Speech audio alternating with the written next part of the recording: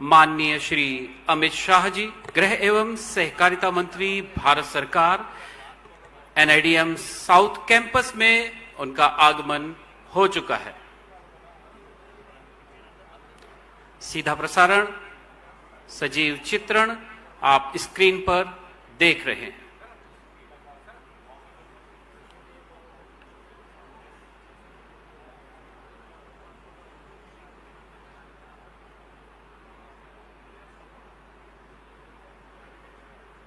ये वो पल है जिसका हम सभी को बेसब्री से इंतजार था और मुख्य अतिथि की आभामय उपस्थिति से एनआईडीएम साउथ कैंपस का प्रांगण दैदीप्यमान हो उठा है।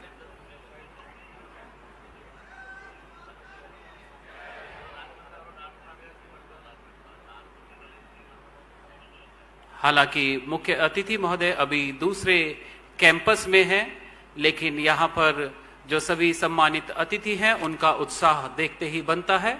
नारा लगाकर भारत माता की जय के उद्घोष के साथ मुख्य अतिथि महोदय का स्वागत यहां पर भी किया जा रहा है।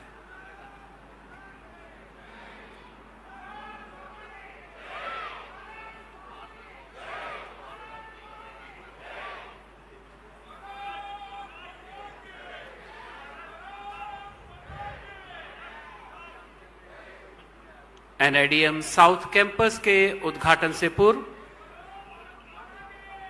पूजा अर्चना का आयोजन किया जा रहा है। मुख्य अतिथि एवं विशिष्ट अतिथिगण अब उद्घाटन शिला के सामने, और वो क्षण जिसका हम सभी को इंतजार था, माननीय मुख्य अतिथि के द्वारा एनआईडीएम साउथ कैंपस का उद्घाटन शिला का अनावरण हो चुका है। इसी के साथ ही यह कैंपस आज लोकार्पित हो रहा है। आप सभी से अनुरोध, जोरदार तालियों से इस क्षण में अभिवादन कीजिए।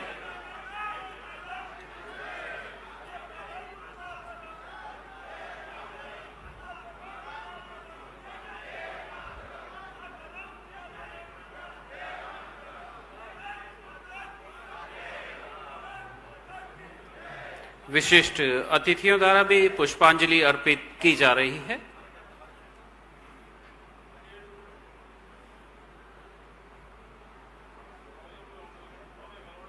एग्जीक्यूटिव डायरेक्टर एनआईडीएम इस अवसर पर एक भेंट प्रस्तुत करते हुए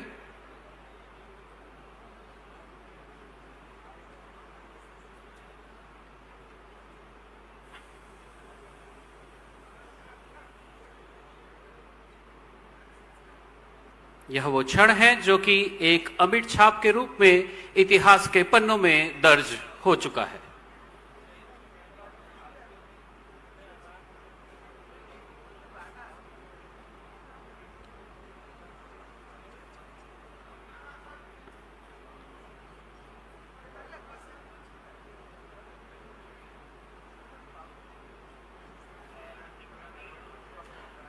मुख्य अतिथि महोदय विशिष्ट अतिथियों के साथ कैंप परिसर का भ्रमण कर रहे हैं और साथ ही साथ Shri Rajendra Ratnu, executive director NIDM द्वारा इस एनआईडीएम साउथ कैंपस का परिचय मुख्य अतिथि महोदय को दिया जा रहा है।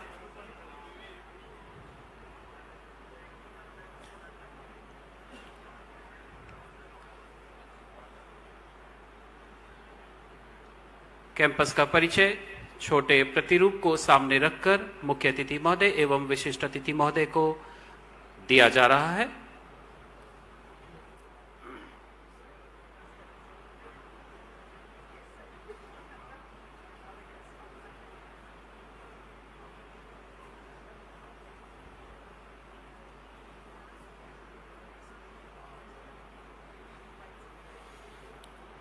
डिजास्टर मैनेजमेंट में कैपेसिटी बिल्डिंग का महत्वपूर्ण स्थान है और यह साउथ कैंपस इस कैपेसिटी बिल्डिंग में एक महत्वपूर्ण भूमिका अदा करेगा।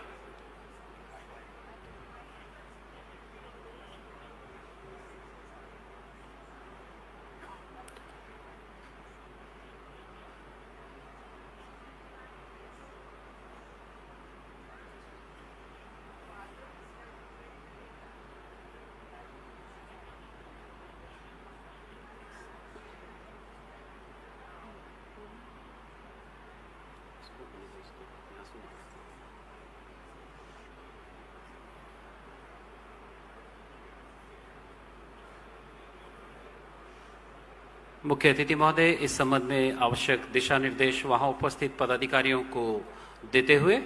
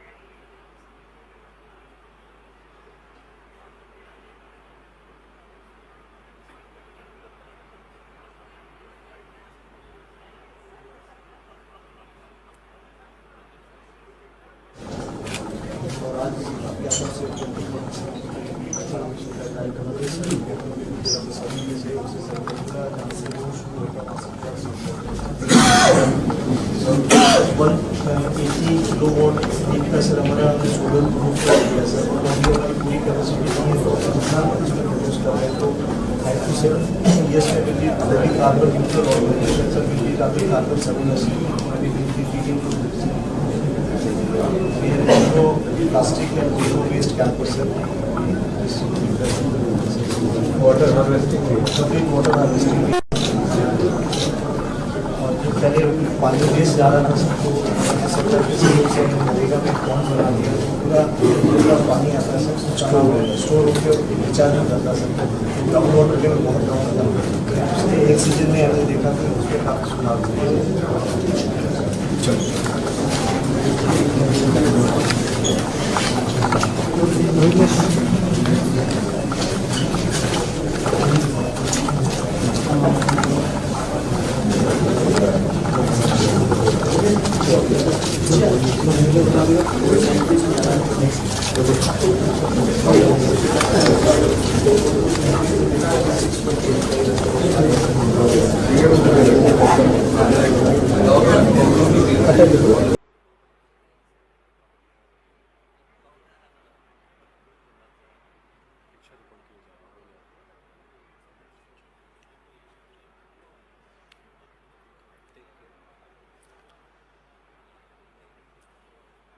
सभी गणमान्य अतिथिगण वृक्षारोपण की तरफ जाते हुए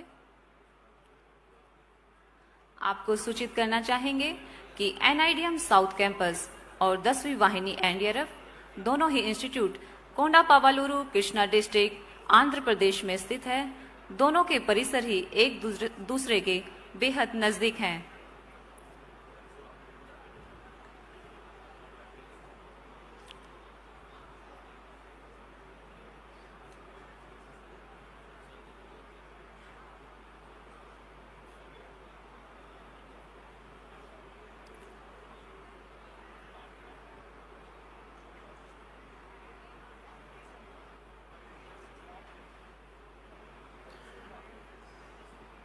आज के इस उद्घाटन के अवसर को यादगार बनाते हुए एवं एक अमिट छवि के रूप में एनआईडीएम साउथ कैंपस के परिसर में ग्रुप फोटोग्राफ लिया जा रहा है।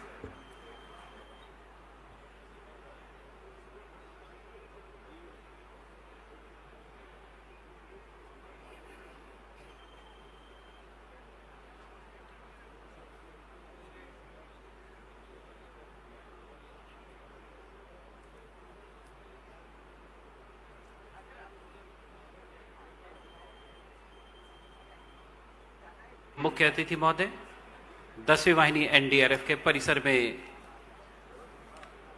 पधार रहे हैं।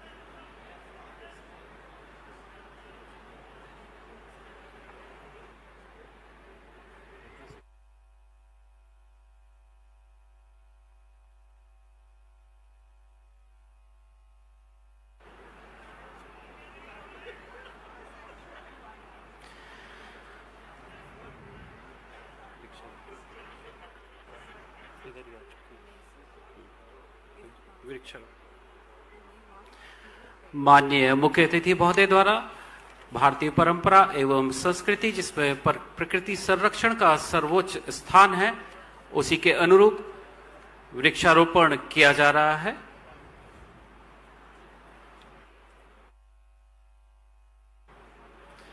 एनआईडीएम परिसर में अवस्थित यह पौधा भविष्य में भी इसकी एक वानगी प्रस्तुत करता रहेगा कि इस परिसर के उद्घाटन के साथ साथ मेरा भी जन्म हुआ और इसी के साथ मैं भी पला बड़ा।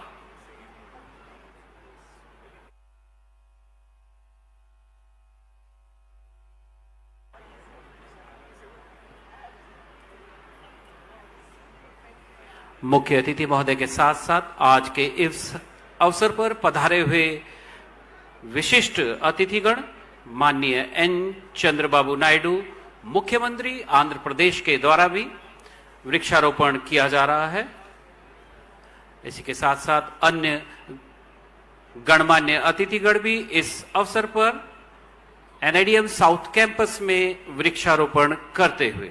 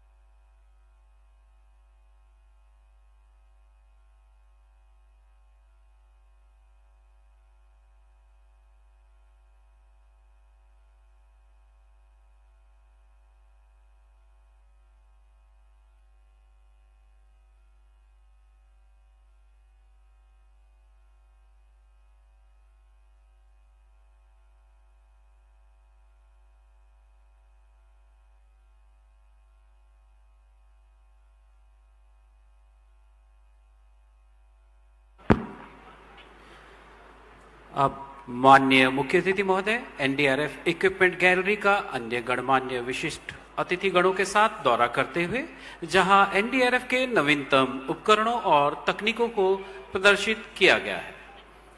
ఎన్డీఆర్ఎఫ్ ఉపయోగించే పరికరాల గ్యాలరీని ముఖ్య అతిథి గారు మరియు ఇతర అతిథులు సందర్శిస్తున్నారు. ఇక్కడ ఎన్డీఆర్ఎఫ్ కి చెందిన అత్యాధునిక పరికరాలు మరియు సాంకేతికతలు ప్రదర్శింపబడ్డాయి.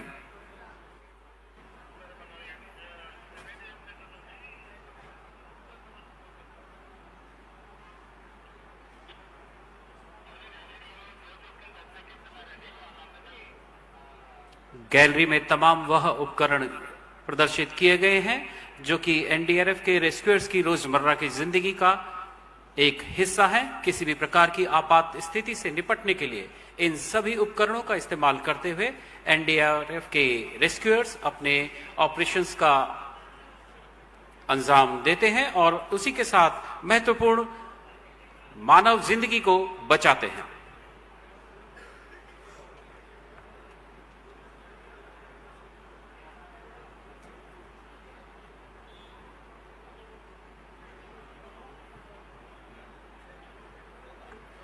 आपकी जानकारी के लिए एनडीआरएफ की उपकरणों की सूची का जहां तक सवाल है तो लगभग 315 तरह के विभिन्न उपकरण जो कि अलग अलग प्रकार के ऑपरेशंस में इस्तेमाल किए जाते हैं एनडीआरएफ के पास उपलब्ध हैं।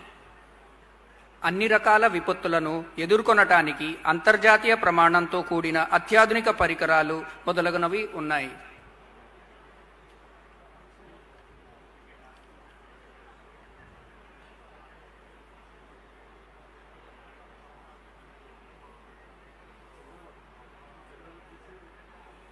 రోజురోజుకు పెరుగుతున్న సిబిఆర్ఎన్ విపత్తు లాంటి అత్యవసర పరిస్థితిని దృష్టిలో ఉంచుకుని బలగాలు ప్రత్యేకంగా శిక్షణ పొందాయి మరియు సిబిఆర్ఎన్ పరికరాలను కలిసి ఉన్నాయి.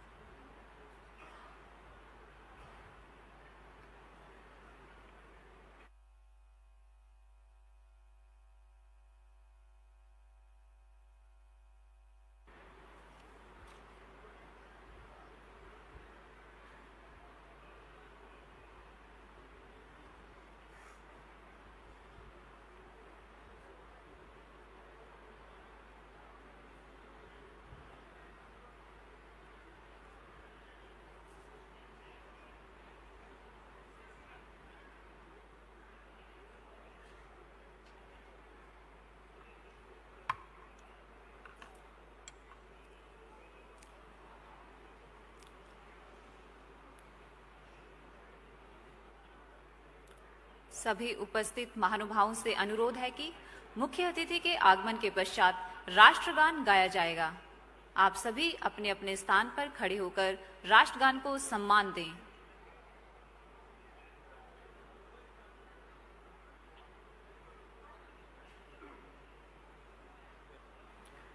ముఖ్య అతిథి గారు మరియు ఇతర అతిథులు వేదికపై రాగానే జాతీయ గీతం గౌరవార్థం మీరందరూ నిలబడాల్సిందిగా అభ్యర్థిస్తున్నాము.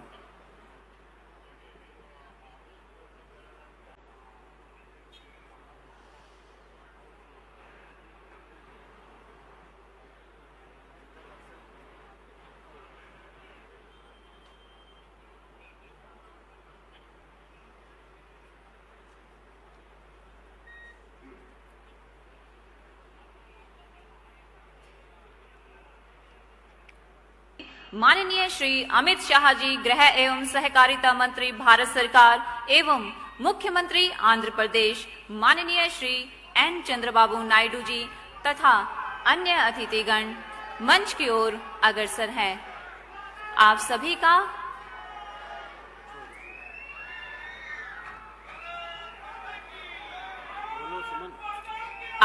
का हार्दिक स्वागत एवं अभिनंदन है।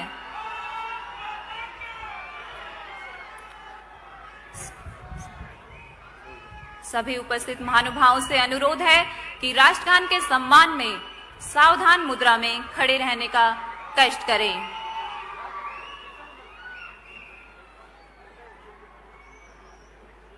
जन गण मन अधिनायक जय हे भारत भाग्य विधाता। पंजाब सिंध गुजरात मराठा द्राविड़ उत्कल बंगा। विंध्य हिमाचल यमुना गंगा उज्जल जलधि तरंगा। तव शुभ नामे जागे तव शुभ आशीष मांगे। गाहे तव जय गाथा जन गण मंगलदायक जय हे भारत भाग्य विधाता। जय हे जय हे जय हे जय जय जय जय हे।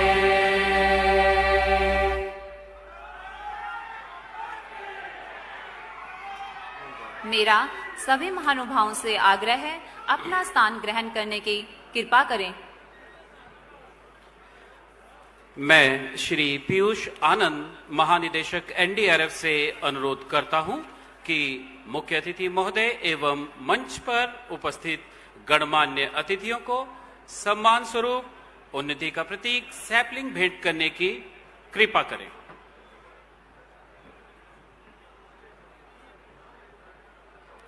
सर्वप्रथम माननीय श्री अमित शाह जी, गृह एवं सहकारिता मंत्री भारत सरकार।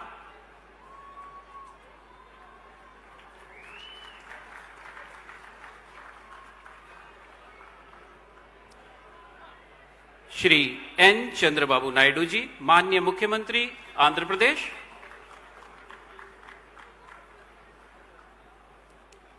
श्री के पवन कल्याण जी, माननीय उप मुख्यमंत्री आंध्र प्रदेश।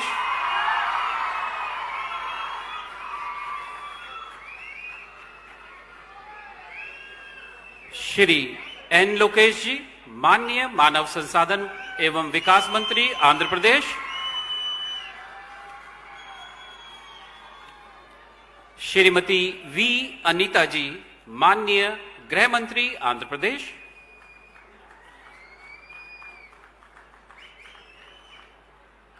श्रीमती डी पुरंदेश्वरी देवी जी, माननीय लोक सभा सांसद राजमुंद्री एवं प्रदेश भाजपा अध्यक्ष।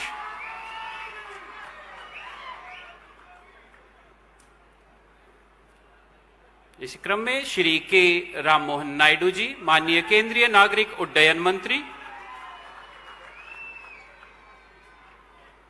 श्री बंडी संजय कुमार जी, माननीय केंद्रीय गृह राज्य मंत्री।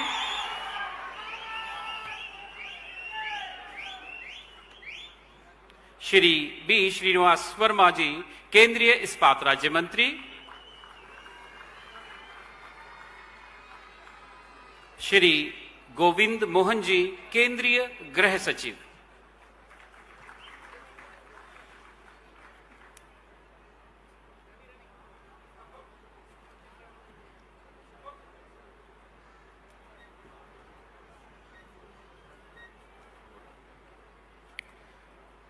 अब मैं श्री पीयूष आनंद, महानिदेशक एनडीआरएफ से अनुरोध करती हूं कि आज के इस पावन अवसर पर स्वागत संबोधन अभिव्यक्ति करने का कष्ट करें। श्री पीयूष आनंद, महानिदेशक एनडीआरएफ।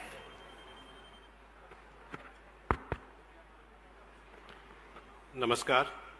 माननीय श्री अमित शाह जी, केंद्रीय गृह एवं सहकारिता मंत्री, माननीय श्री एन चंद्रबाबू नायडू, मुख्यमंत्री आंध्र प्रदेश, श्री के राम मोहन नायडू, नागरिक उड्डयन मंत्री, भारत सरकार, श्री बंडी संजय कुमार, गृह राज्य मंत्री, भारत सरकार, श्री के पवन कल्याण, उप मुख्यमंत्री, आंध्र प्रदेश, श्री नारा लोकेश, मानव संसाधन विकास मंत्री, आंध्र प्रदेश, श्रीमती वंगालापुड़ी अनीता, गृह एवं आपदा प्रबंधन मंत्री, आंध्र प्रदेश, राज्य के उपस्थित अन्य सभी सम्मानित मंत्रीगण, जनप्रतिनिधिगण, श्री गोविंद मोहन, गृह सचिव, भारत सरकार, श्री राजेंद्र सिंह, एचओडी एवं सदस्य एनडीएमए, सभागार में उपस्थित भारत सरकार और आंध्र प्रदेश के सभी वरिष्ठ अधिकारीगण, मीडिया के साथियों, मेरे बहादुर जवानों, देवियों एवं सज्जनों, मैं संपूर्ण एनडीआरएफ परिवार की ओर से एनडीआरएफ के 20वें स्थापना दिवस समारोह के अवसर पर आप सभी का हार्दिक स्वागत और अभिनंदन करता हूं। हम सभी माननीय श्री अमित शाह जी, केंद्रीय गृह एवं सहकारिता मंत्री के आभारी हैं कि वह अपने व्यस्तम कार्यक्रम से समय निकालकर आज इस अवसर पर हमारे बीच यहाँ उपस्थित हुए हैं। महोदय, आज आपकी गरिमामय उपस्थिति से एनडीआरएफ के सभी रेस्क्यूअर्स बहुत ही प्रोत्साहित महसूस कर रहे हैं। मैं श्री एन चंद्रबाबू नायडू, मुख्यमंत्री आंध्र प्रदेश का भी आभारी हूं। सर, आप ही के पिछले कार्यकाल में ये भूमि आपने एनडीआरएफ को आवंटित की थी, जिसपे आज ये परिसर बनके खड़ा हुआ है। मैं ये भी बताना चाहूंगा, ये भूमि हम लोगों को निःशुल्क दी गई थी। एनडीआरएफ ने अपनी स्थापना के बाद से अब तक लगभग 8,000 से अधिक ऑपरेशंस में भाग लिया है, जिसमें 1.5 लाख से ज्यादा लोगों की जानें बचाई हैं और 8 लाख से ज्यादा लोगों को सुरक्षित स्थानों पर पहुंचाया है। वर्ष 2024 में पहली बार एनडीआरएफ के जो ऑपरेशंस हैं उसकी संख्या 1,000 के ऊपर हुई है। पिछले साल हम लोगों ने 4,000 जिंदगियां बचाई और करीब 63,000 लोगों को सुरक्षित स्थानों पर पहुंचाया। माननीय गृह मंत्री जी का हमेशा इस बात पे बल रहा है कि सरकार की जो पॉलिसी है कि जीरो कैजुअलिटी इन डिजास्टर्स, तो उसके लिए हम लोग प्रयास करें। और उसी क्रम में हमारा ये प्रयास रहता है कि जब भी कोई सूचना हमारे पास आती है तो हम तुरंत मौके पे पहुंचे, घटनास्थल पे पहुंचे, ताकि जल्दी से जल्दी पहुंच के वहां जो भी लोग फंसे हुए हैं उनको हम लोग बचा सकें, उनको राहत दे सकें। सर, एक एग्जाम्पल मैं देना चाहूँगा। अभी इसी साल, क्योंकि इसमें काफ़ी लोग यहाँ विजयवाड़ा के हैं, इसी साल विजयवाड़ा में काफ़ी भीषण फ्लड्स आए थे और माननीय गृह मंत्री जी ने इसका क्लोज सुपरविजन किया और करीब 26 टीमें एनडीआरएफ की उस पूरे आंध्र प्रदेश में हम लोगों की भेजी गई और वो सारी टीमें तुरंत एक्टिवेट हो गई और उसमें से 11 टीमें ऐसी थी जिनको एयरलिफ्ट किया गया। सरकार की ये पॉलिसी है government as a whole approach, तो उसके चलते हम लोगों को सब जगह से मदद मिली। तुरंत एयरफोर्स ने हमें अलग अलग जगह से प्लेन उपलब्ध कराए। कुछ टीमें पुणे से आईं, कुछ लुधियाना से आईं, कुछ अगरतला से आईं, तो सारी टीमें यहाँ पहुँची। और सर, मैं ये बताना चाहूँगा कि जब ये टीमें पहुँची तो सिचुएशन काफ़ी अच्छी नहीं थी, तो उसमें टीमों को ये था कि जिस बस में वो लोग आए थे उसी बस में वो घंटे 2 घंटे अपने कपड़े बदलते थे, थोड़ा बहुत आराम करते थे और फिर जो है ऑपरेशन में लग जाते थे। करीब 4-5 दिन तक ये सिलसिला चला और ये हमारे रेस्क्यूअर्स की ही क्रेडिट है कि उन्होंने इतनी मेहनत से काम किया। सर, आपने हमेशा ये बल किया है कि हम लोगों को अपने को आपको इम्प्रूव करने की ज़रूरत है। सर, उसी क्रम में ये बताना मैं चाहूँगा कि हम लोग अपने ट्रेनिंग और इक्विपमेंट के प्रोफाइल को हमेशा अपग्रेड करने की कोशिश करते हैं। अभी जैसे कि प्रदर्शनी में आपने देखा कि कई इक्विपमेंट जो हम लोगों ने खरीदे हैं अलग अलग जगह से, जब हम लोग उसको इस्तेमाल करते हैं तो हम लोग रियलाइज़ करते हैं कि उसमें कुछ कमियां हैं। तो हम लोग उसके बारे में शिकायत ना करते हुए हम लोग कोशिश कर रहे हैं कि कैसे उसको हम लोग इम्प्रोवाइज कर सकें। और उसी क्रम में हम लोग डीआरडीओ से भी काफ़ी एक्टिवली कोलैबोरेट कर रहे हैं। कुछ जो टेक्नोलॉजीज़ उन्होंने डेवलप की हैं, कुछ हम लोगों ने ली हैं, कुछ हम लोग लेने के रास्ते में हैं। सर, आपने अपने पूर्व के एक आदेश में निर्देशित किया था कि एनडीए जो एनएसएस के वॉलंटियर्स हैं उनको हम लोग को ट्रेन करना चाहिए। सर, इसमें सर हम लोगों ने एक ऐतिहासिक पहल की है। सर, हम लोगों ने डिजास्टर मैनेजमेंट के 25 जो विषय हैं उसके बारे में 25 वीडियो बनाए हैं और वो उनका विमोचन सर आपके द्वारा आज हम कराएंगे। सर, वो सारे वीडियो जो हैं सर हिंदी और इंग्लिश के अलावा 11 क्षेत्रीय भाषाओं में भी हमने बनाए हैं, क्योंकि हम ये मान के चलते हैं कि जितने भी ये वॉलंटियर्स हैं वो हिंदुस्तान के किसी भी हिस्से में होंगे तो उनको जो उनकी स्थानीय भाषा में जो चीज़ समझ में आएगी वो शायद हिंदी या इंग्लिश में उतनी समझ में नहीं आएगी। और इसमें एक और बात सर मैं बताना चाहूँगा कि ये सारे वीडियो जो हैं, जो क्षेत्रीय भाषाओं के वीडियो हैं, ये जो हमारे ऑफिसर्स और हमारे रेस्क्यूअर्स ने हैं उन्होंने ही ट्रांसलेट किए हैं, क्योंकि हम ये मान के चलते थे कि भाई जो आदमी एक्चुअली डिज़ास्टर की सिचुएशन में गया है वो उस चीज़ को बेहतर समझ सकता है और अपने शब्दों में बेहतर उसको बयां कर सकता है। सर 2020 में आपने नागपुर में एनडीआरएफ एकेडमी का शिलान्यास किया था। सर मैं ये बिल्कुल आपसे खबर शेयर करना चाहूँगा कि वो भी काफ़ी एडवांस स्टेज ऑफ कंस्ट्रक्शन पे है, शीघ्र ही इसी साल वो पूरी हो जाएगी। और अभी वो पूरी नहीं हुई है, फिर भी कल से पहला बैच हम लोग वहाँ पे टेम्परेरी फैसिलिटी क्रिएट करा के कल से हम पहला बैच वहाँ शुरू कर रहे हैं। और जैसा आपने निर्देश दिया था, हमारा ये पूरी मंशा है कि ये एक सेंटर ऑफ एक्सीलेंस रहे, पूरे भारत के लिए नहीं पूरे विश्व के लिए एक अनुकरणीय कारण बने। सर 2024 में सर आपके मार्गदर्शन में सरकार ने एनडीआरएफ के रेस्क्यूअर्स को risk and hardship allowance sanction किया था। सर मैंने तब भी बताया था आपकी जानकारी में और अब भी बताना चाहूँगा सर, बहुत इससे उत्साह लोगों में हुआ है और सारे रेस्क्यूअर्स इससे बहुत खुश हैं। मैं जहाँ जहाँ भी जाता हूँ सबने सर इसकी बहुत तारीफ की है। सर इन्हीं शब्दों के साथ एक बार मैं पुनः श्री अमित शाह जी, केंद्रीय गृह एवं सहकारिता मंत्री भारत सरकार, और यहाँ इस सभागार में उपस्थित सभी विशिष्ट अतिथिगणों का हार्दिक स्वागत एवं अभिनंदन करता हूँ। मैं सर आप सभी को ये विश्वास दिलाना चाहता हूँ कि एनडीआरएफ आने वाले समय में देश को आपदाओं से अधिक सक्षम बनाएगा और अपने आदर्श वाक्य आपदा सेवा सदैव सार्थक को सार्थक करेगा। धन्यवाद। जय हिंद। धन्यवाद श्रीमान। अब मैं महानिदेशक एनडीआरएफ से आग्रह करता हूं कि मुख्य अतिथि महोदय माननीय श्री अमित शाह जी, गृह एवं सहकारिता मंत्री, भारत सरकार के कर कमलों से एनडीआरएफ आरआरसी गोरखपुर का वर्चुअल शिलान्यास एवं एनडीआरएफ आरआरसी सुपौल तथा प्रांतीय फोरेंसिक विज्ञान प्रयोगशाला तिरुपति आंध्र प्रदेश का वर्चुअल इनॉग्रेशन करवाने की कृपा करें।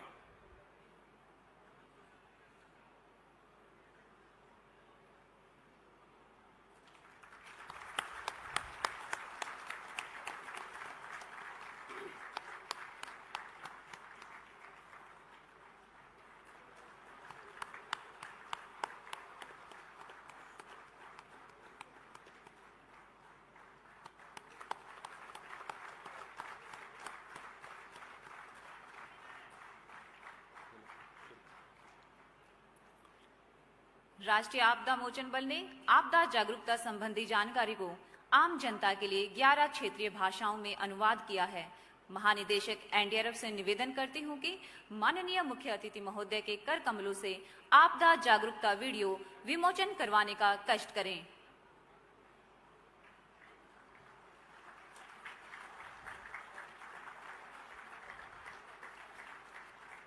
अब मैं आप सबका ध्यान स्क्रीन पर एनडीआरएफ की वेबसाइट की ओर ले जाना चाहूंगा। जैसा कि आप देख रहे हैं कि यह वीडियो एनडीआरएफ की वेबसाइट पर आपदा जागरूकता टैब पर उपलब्ध है, जो कि हिंदी एवं अंग्रेजी लैंग्वेजेस के अलावा अन्य 11 रीजनल भारतीय लैंग्वेजेस में भी देखे जा सकते हैं। कोई भी इच्छुक व्यक्ति केवल एक क्लिक के उपरांत इन वीडियोस को अपनी भाषा में देखकर डिजास्टर मैनेजमेंट के बारे में अपनी नॉलेज बढ़ा सकता है। अभी आपके सामने इन्हीं मॉड्यूल में से हिंदी में आपदा प्रबंधन, तेलुगु में फ्लड व गुजराती में community based health and first aid example प्रदर्शित किया जाएगा। इस मॉड्यूल के पूरा होने पर आप आपदा को समझा पाएंगे, यह बता पाएंगे कि आपदाओं के लिए तैयार रहना क्यों जरूरी है, अलग अलग प्रकार की आपदाओं की सूची तैयार कर पाएंगे, आपदा प्रबंधन अधिनियम 2005 के मुख्य बिंदु समझाने के साथ ही इसके तहत स्थापित संस्थानों के बारे में बता पाएंगे, राष्ट्रीय आपदा प्रबंधन नीति के मुख्य बिंदुओं को समझा पाएंगे। నదీ వరద, ఆకస్మిక వరద, పట్టణ వరదలు మరియు తీర ప్రాంత వరదలు. మరింత సమాచారం కోసం పై వాటిపై క్లిక్ చేయండి. తీర ప్రాంత వరదలు ఆటుపోట్లు, తుఫానులు, ఉష్ణమండల తుఫానులు మరియు సునామీల వల్ల సంభవిస్తాయి. ఈ వరద సముద్రంలో సంభవిస్తుంది మరియు సముద్ర తీరంలో నివసించే సాధారణ ప్రజలను మరియు సముద్ర ప్రయోజనాలను ప్రభావితం చేస్తుంది. સ્વયંસેવકો ઘટના સ્થળેથી ખતરાને દૂર કરીને પીડિતોની સલામતીની ખાતરી કરવામાં બચાવ કાર્યકરોને મદદ કરી શકે છે. સ્વયંસેવકો ઇજાગ્રસ્તોને હાથ વડે અથવા સ્ટ્રેચર પર લઈ જવા માટે બચાવ કાર્યકરોને મદદ કરી શકે છે. તેઓ ઘાયલ પીડિતોને ડ્રેસિંગ અને સ્થિર કરવામાં મેડિકલ ફર્સ્ટ રિસ્પોન્ડર્સ અથવા MFRને પણ મદદ કરી શકે છે.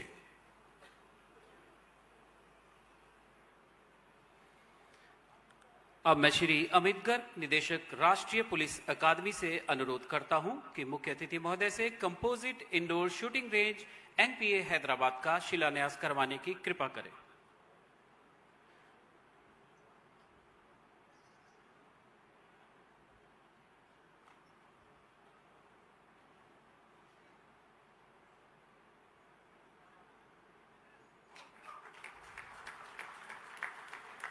सरदार वल्लभ भाई पटेल राष्ट्रीय पुलिस अकादमी हैदराबाद अपने परिसर में कंपोजिट इंडोर शूटिंग रेंज का निर्माण करने जा रही है, जो IPS परिवीक्षाधीन अधिकारियों और वरिष्ठ अधिकारियों को फायरिंग कौशल में प्रशिक्षण देने के उद्देश्य से बनाई जाएगी.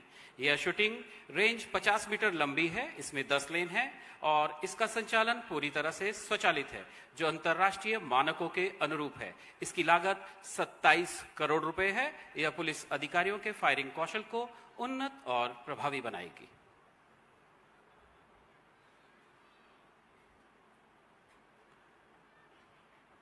महोदय, पिछले कुछ वर्षों में भारत सरकार द्वारा बल के पदाधिकारियों के कार्यों की सराहना करते हुए उन्हें विभिन्न पदकों से नवाजा गया है, जिसमें राष्ट्रपति पुलिस पदक एवं पुलिस पदक, उत्तम जीवन रक्षा पदक तथा केंद्रीय गृह मंत्री विशेष ऑपरेशन पदक से बल के कुल 9 पदाधिकारियों को सम्मानित किया गया है. मैं मुख्य अतिथि महोदय से आग्रह करता हूं कि इन पदाधिकारियों को अपने करकमलों द्वारा पदकों से अलंकृत करने की कृपा करें. श्री पीयूष आनंद, महानिदेशक NDRF से अनुरोध है कि मुख्य अतिथि महोदय को मंच के अग्रभाग पर आमंत्रित करने का कष्ट करें.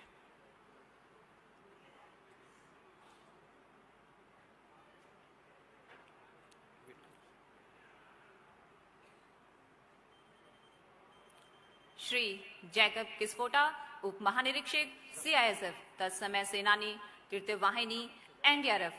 स्वतंत्रता दिवस 2023 के अवसर पर विशिष्ट सेवा के लिए राष्ट्रपति पुलिस पदक से सम्मानित किया गया है. Shri Jacob किस्फोटा.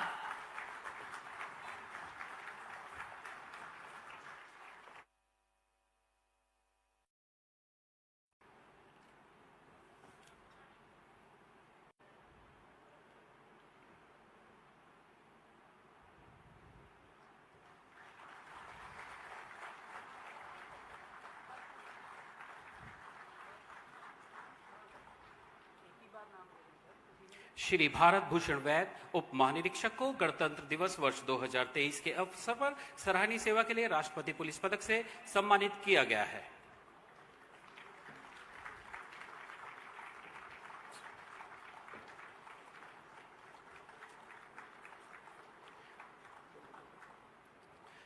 Doctor KL Rongmei, उप महानिरीक्षक चिकित्सा, तत्समय सेनानी, 12वीं NDRF को गणतंत्र दिवस वर्ष 2023 के अवसर पर सराहनीय सेवा के लिए राष्ट्रपति पुलिस पदक से सम्मानित किया गया है.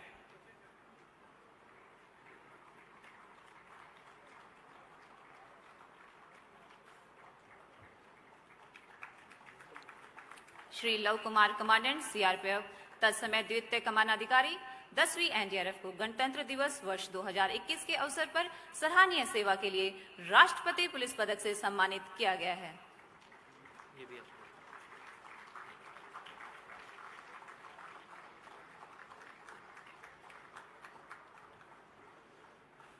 श्री सुनील कुमार सिंह, कमांडेंट, 9वीं वाहिनी, NDRF को गणतंत्र दिवस वर्ष 2023 के अवसर पर सराहनीय सेवा के लिए राष्ट्रपति पुलिस पदक से सम्मानित किया गया है.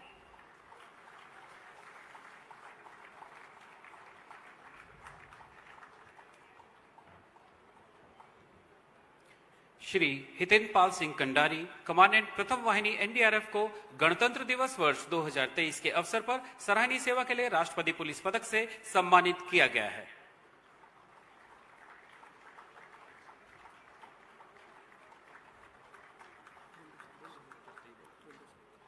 श्री सुनील दत्त वर्मा, उप कमांडेंट 13वीं वाहिनी एनडीआरएफ, गणतंत्र दिवस वर्ष 2023 के अवसर पर सराहनीय सेवा के लिए राष्ट्रपति पुलिस पदक से सम्मानित किया गया।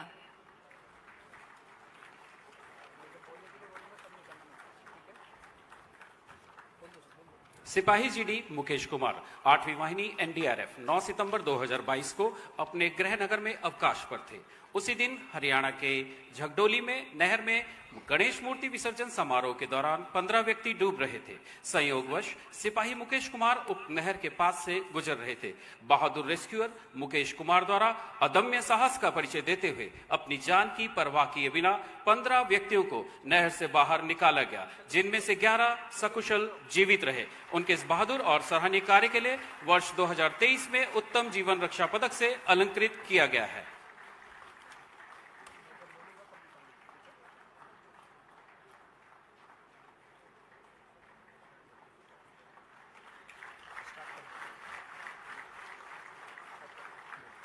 हवलदार जीडी टी इसाकी मुथु, चतुर्थ वाहिनी एनडीआरएफ, दिनांक 7 अगस्त 2020 कोझिकोड अंतर्राष्ट्रीय हवाई अड्डे पर एयर इंडिया विमान दुर्घटना में हवलदार जीडी टी इसाकी मुथु ने खोज एवं बचाव कार्य किया, जिसमें पेशेवर कुशलता, सूझबूझ, उत्कृष्ट कौशल और साहस का अद्भुत प्रदर्शन करते हुए 2 कीमती जानें बचाई। इनकी इस अद्वितीय बहादुरी और दक्षता के लिए इन्हें केंद्रीय गृह मंत्री विशेष ऑपरेशन पदक से सम्मानित किया गया।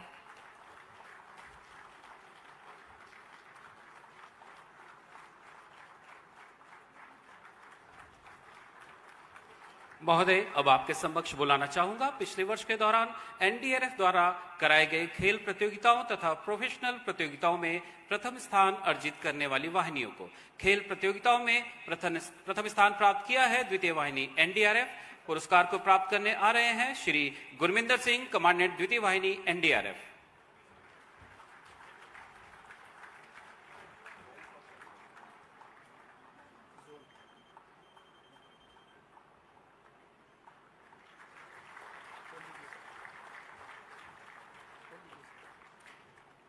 प्रोफेशनल प्रतियोगिताओं में भी प्रथम स्थान प्राप्त किया है द्वितीय वाहिनी एनडीआरएफ। इस पुरस्कार को प्राप्त कर रहे हैं श्री भारत भूषण वैद, उप महानिरीक्षक east and north east zone.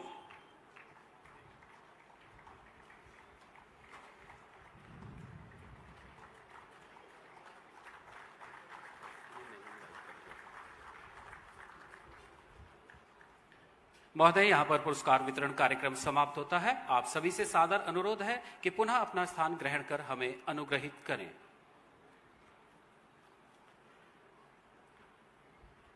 मैं अनुरोध करता हूं आज के विशेष अतिथि माननीय श्री के पवन कल्याण, उप मुख्यमंत्री आंध्र प्रदेश से, कि आज की इस पावन वेला पर अपना संबोधन करने की कृपा करें। माननीय श्री के पवन कल्याण जी।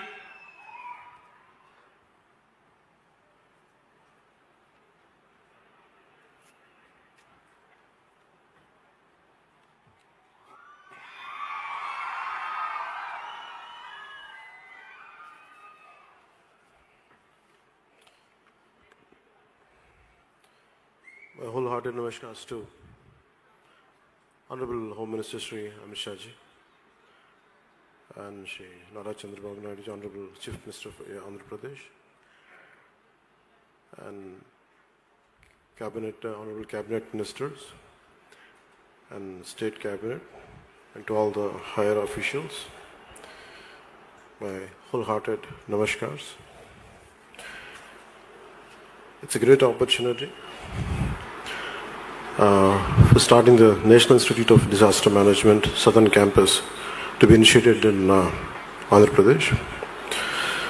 So అందుకని దానికి సంబంధించి ఈ రోజున హోంశాఖ మంత్రి శ్రీ అమిత్ షా గారు ప్రారంభిస్తున్న ఈ national institute of disaster management southern campus దక్షిణ భారతదేశానికి సంబంధించిన ప్రధాన కేంద్రాన్ని మన రాష్ట్రంలో ఏర్పాటు చేయడానికి మనస్ఫూర్తిగా స్వాగతిస్తూ అమిత్ షా గారికి, ప్రధానమంత్రి గౌరవ ప్రధాని నరేంద్ర మోదీ గారికి, కేంద్ర ప్రభుత్వానికి ప్రతి ఒక్కరికి పేరు పేరున ధన్యవాదాలు తెలియజేస్తా ఉన్నాను. ఇప్పుడు దాకా మన నేషనల్ డిజాస్టర్ ఫోర్స్ ఇది దాదాపు 1,58,700 మంది ప్రజల ప్రాణాలని కాపాడారు. 8,62,084 మంది ప్రజలను సురక్షిత ప్రాంతాలకి తరలించడంలో సేవలు అందించారు. చనిపోతే మన వాళ్ళని చూసుకుంటామో లేదో అనే ఇలాంటి ప్రమాదాల్లో అలాంటి పరిస్థితుల్లో దాదాపు కడసారిగా చూసుకునేలాగా 7,465 మంది చనిపోయిన మృతదేహాలు వారి కుటుంబ సభ్యులకి చేరవేసి వారి ఆత్మకి వారి కుటుంబ సభ్యులకి ఒక శాంతిని కలుగజేశారు. కేవలం ఇది మనుషులకే కాదు, దాదాపు అంటే ప్రధానమంత్రి గారు ప్రత్యేకించి చెప్పేది వసుదైక కుటుంబకం అని చెప్తారు. ఈ సృష్టిలో మనుషులతో పాటు జంతు జీవాలు కూడా, క్రిమి కీటకాలు కూడా చాలా మనం అన్నిటి కలిపితేనే అని చెప్తూ ఉంటారు. అట్లాగే దాంట్లో భాగంగానే దాదాపు 19,368 మూగ జీవాలని రక్షించగలిగారు. మనస్ఫూర్తిగా దానికి ధన్యవాదాలు. ఈ 18 ఏళ్లలో దాదాపు 12,320 రెస్క్యూ ఆపరేషన్స్ చేశారంటే ఎన్డీఆర్ఎఫ్ సేవలు ఎంత కీలకమో మనందరం గుర్తించాలి. వారికి మనస్ఫూర్తిగా నా ధన్యవాదాలు తెలియజేస్తా ఉన్నాను.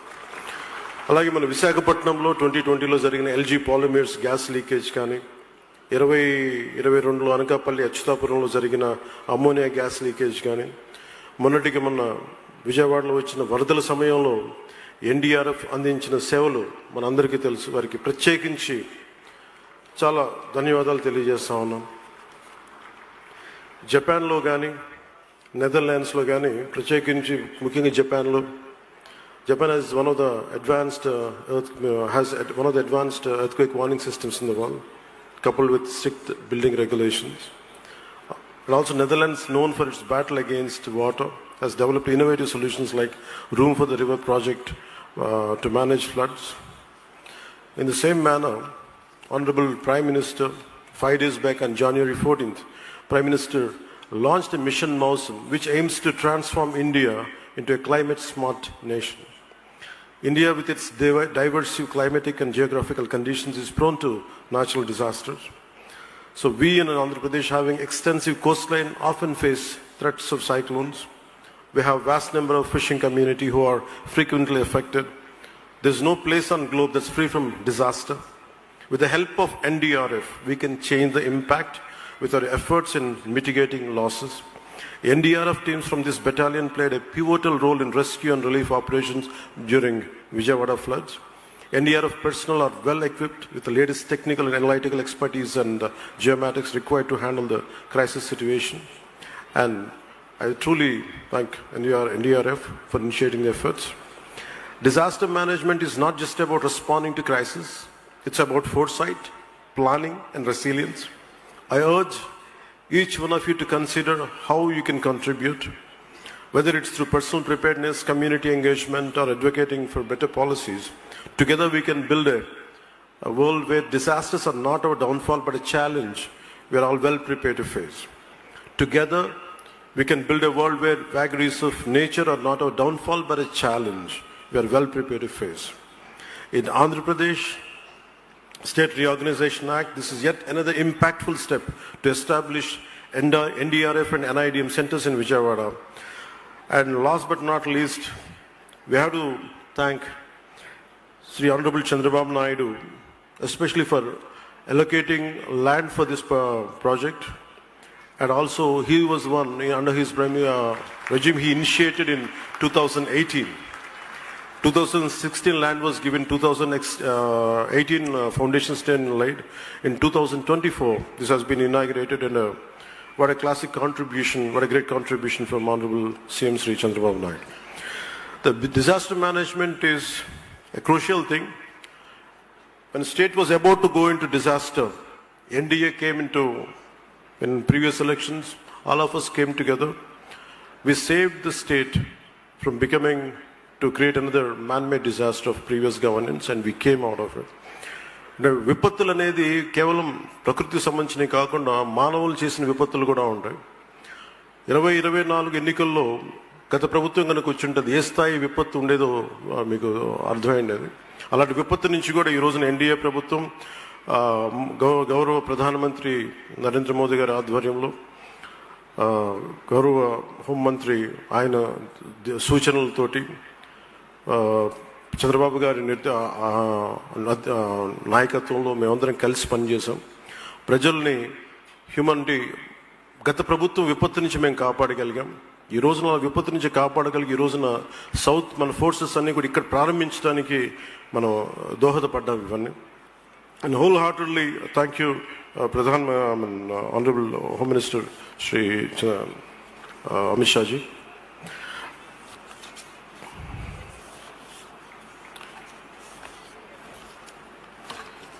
I would like to have a special mention, sir, though this is not about NDRF.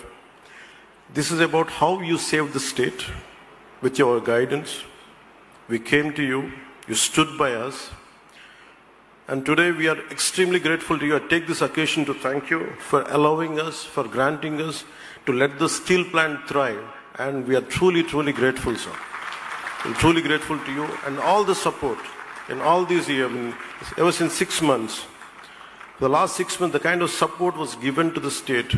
We are truly, truly grateful, and we will stand by you. Whatever you say, we will take it forward.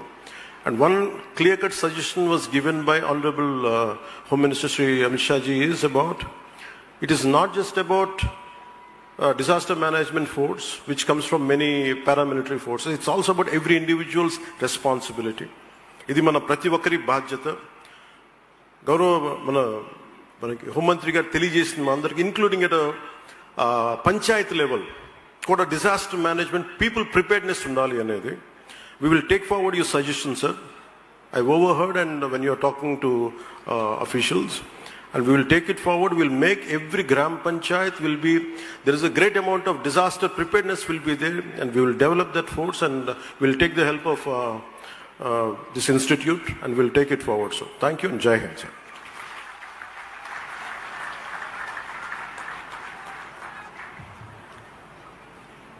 धन्यवाद महोदय, हम आपके आभारी हैं.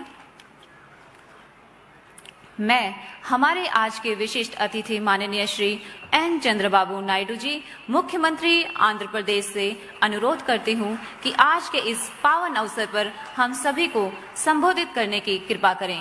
माननीय Shri N Chandrababu Naidu ji.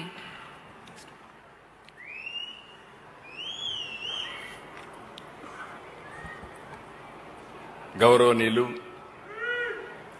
కేంద్ర హోంశాఖ మంత్రులు శ్రీ అమిత్ షా గారు, కేంద్ర సివిల్ ఏవియేషన్ మినిస్టర్ అయినటువంటి రామ్మోహన్ రెడ్డి గారు, కేంద్ర ఉక్కు శాఖ సహాయ మంత్రి శ్రీనివాస్ వర్మ గారు, కేంద్ర హోంశాఖ సహాయ మంత్రి బండి సంజయ్ గారు, ఉప ముఖ్యమంత్రి మిత్రులు శ్రీ పవన్ కళ్యాణ్ గారు, రాష్ట్ర మానవ వనరుల శాఖ మంత్రి లోకేష్ గారు, రాష్ట్ర హోంమంత్రి అనిత గారు, రాజమండ్రి పార్లమెంట్ అధ్యక్షురాలు, రాష్ట్ర బీజేపీ అధ్యక్షురాలు శ్రీమతి పురంధేశ్వరి గారు, కేంద్ర హోంశాఖ కార్యదర్శి గోవింద్ మోహన్ గారు, NDRF director general Piyush Anand గారు, ఇతర అధికారులు, ఎన్డీఆర్ఎఫ్ 10వ బెటాలియన్ దళ సభ్యులందరికీ పేరు పేరున మనస్ఫూర్తిగా నమస్కారాలు, అభినందనలు, శుభాభినందనలు. ఈరోజు మనందరం చూస్తే సౌత్ ఇండియాకు 5 రాష్ట్రాలకి యూనియన్ టెరిటరీస్కి అంతటి కూడా ట్రైనింగ్ ఇచ్చేట్టుగా ఎన్డీఆర్ఎఫ్ ఇక్కడ పెట్టాం. ఎన్ఐడిఎం కూడా ఇక్కడనే క్యాంపస్ 2 కూడా ఒకటి ఇనాగరేషన్ చేసుకున్నాం. ఒకటి 20వ రైజింగ్ డే సందర్భంగా ఇక్కడ మనం సమావేశమయ్యాం. మీ అందరికి కూడా 20వ రైజింగ్ డే సందర్భంగా మనస్ఫూర్తిగా ఆంధ్రప్రదేశ్ రాష్ట్ర ప్రభుత్వం తరపున శుభాకాంక్షలు తెలియజేస్తున్నాను. ఆనాడు ఎన్డీఆర్ఎఫ్ పెట్టాలని బైఫర్కేషన్లో పెట్టడం, దాన్ని ఫాలో అప్ చేసినప్పుడు 2014లో ఎన్డీఏ ప్రభుత్వం ఆనాటి మంత్రి హోమ్ మినిస్టర్ అయినటువంటి రాజ్నాథ్ సింగ్ గారి చేతుల మీదుగా ఫౌండేషన్ వేసుకున్నాం. అదే మరి national institute of disaster management క్యాంపస్కి అయితే 2018 అప్పటి ఉపరాష్ట్రపతి వెంకయ్యనాయుడు గారి చేతుల మీదుగా శంకుస్థాపన చేసుకున్నాం. ఈ రెంట్కు కూడా దగ్గర మనం చూస్తే 50 ఎకరాల భూమి ఇచ్చాం. ఈరోజు పూర్తి క్యాంపస్ పూర్తి చేసి అమిత్ షా గారి చేతుల మీదుగా ఈరోజు ఫౌండేషన్ మళ్ళా ఇనాగరేషన్ చేసుకున్నాం. దీనికి మనస్ఫూర్తిగా కేంద్ర ప్రభుత్వాన్ని అభినందిస్తున్నాను. ఆ రోజు స్టార్ట్ చేసింది కేంద్ర ప్రభుత్వం, ఎన్డీఏ ప్రభుత్వం. మళ్ళీ ఈరోజు మనం దీన్ని ఇనాగరేషన్ చేసుకోవడం కూడా వారి చేతుల ద్వారా చేసుకునే పరిస్థితికి వచ్చాం. ఎప్పుడు కూడా ఎన్డీఆర్ఎఫ్ అనేది నేను చాలా సందర్భాల్లో చూశాను. ఏ డిజాస్టర్ వచ్చినా ఫస్ట్ గుర్తొచ్చేది ఎన్డీఆర్ఎఫే గుర్తొస్తుంది. ఏ డిపార్ట్మెంట్లో ఎప్పుడు ఎవ్వరూ చేయలేని పనులు ఏదైనా ఉంటే అది చేయగలిగే శక్తి ఎన్డీఆర్ఎఫ్కు ఉంది. అది వాటర్లో కావచ్చు, ల్యాండ్ మీద కావచ్చు, లేకపోతే క్రిటికల్ జంక్చర్లో ఫారెస్ట్లో కావచ్చు, ఎక్కడైనా సరే సమర్థవంతంగా ఎదుర్కొంటున్నారు. కొన్ని లక్షల మంది ప్రాణాలు కాపాడారు. కొన్ని లక్షల మందిని ఈ యొక్క విపత్తు వచ్చినప్పుడు వాళ్ళు కాపాడే పరిస్థితికి వచ్చారు. మన దేశమే కాకుండా విదేశాల్లో విపత్తు వస్తే 2011 జపాన్ ట్రిపుల్ డిజాస్టర్ వచ్చినప్పుడు, 2015 నేపాల్లో డిజాస్టర్ వచ్చినప్పుడు, 2023 టర్కీ భూకంపం వచ్చినప్పుడు సేవలు అందించిన ఘనత ఈ ఎన్డీఆర్ఎఫ్కే దక్కిందని చెప్పి కూడా నేను మీకు తెలియజేస్తున్నా. నేను పర్సనల్గా కూడా చూశాను, అన్ని చాలా సంక్షోభాలు చూశాను. కానీ ఉదుహుదు చూశాను, విజయవాడ ఫ్లడ్స్ చూశాను. ఎవ్వరూ రాష్ట్ర ప్రభుత్వంలో ఉండే అధికార యంత్రాంగం చేయలేని పనులన్నీ ఎన్డీఆర్కి చెప్తే ఒక క్రమశిక్షణతో ఒక సాహసోపేతంగా ఆ సమస్యలు పరిష్కారం చేసింది ఈ ఎన్డీఆర్ఎఫ్ చేశారని చెప్పి కూడా నేను మీకు తెలియజేస్తున్నా. Today I'm very happy. I'm following honourable home minister. Now he is emphasizing training program. He is creating dashboard. Personally, he is watching everything. I have seen so many home ministers, so many disaster management ministers.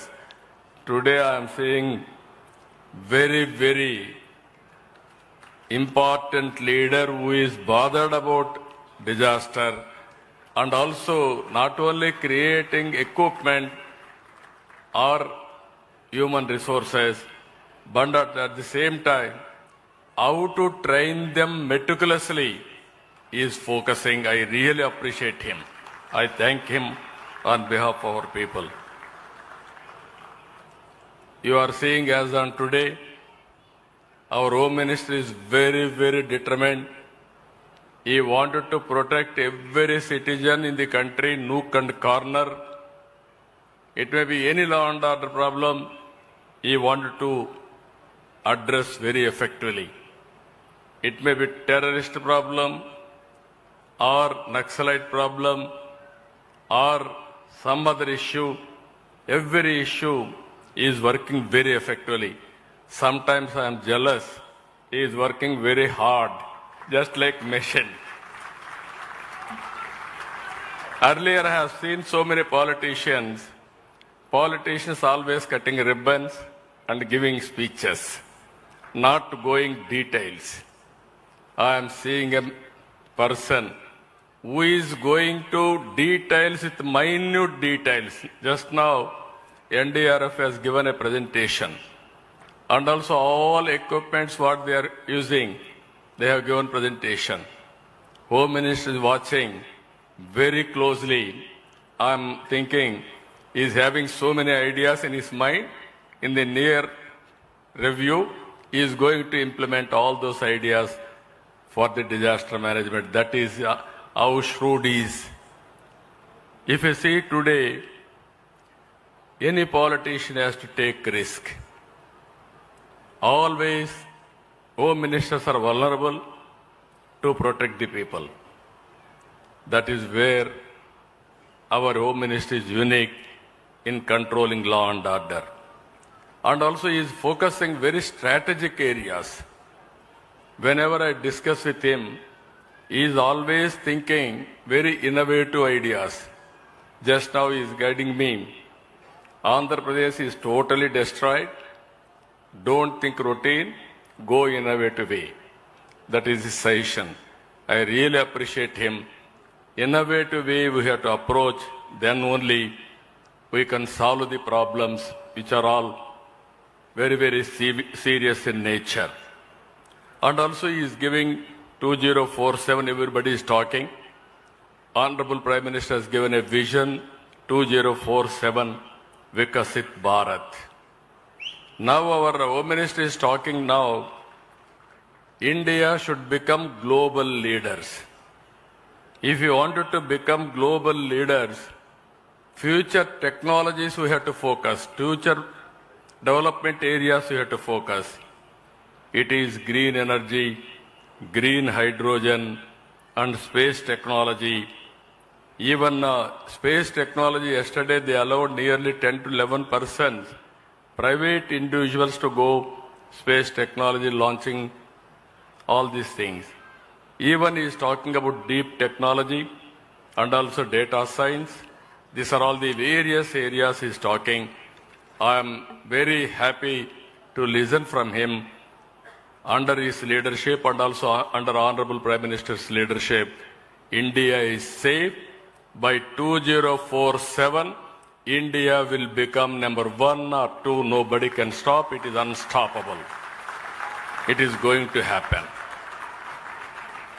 Sir, regarding our state, you are always positive. But 2014 bifurcation, 2019 change of government, 2019-24 lot of destruction, which is, as a matter of fact, as you rightly mentioned, irreparable.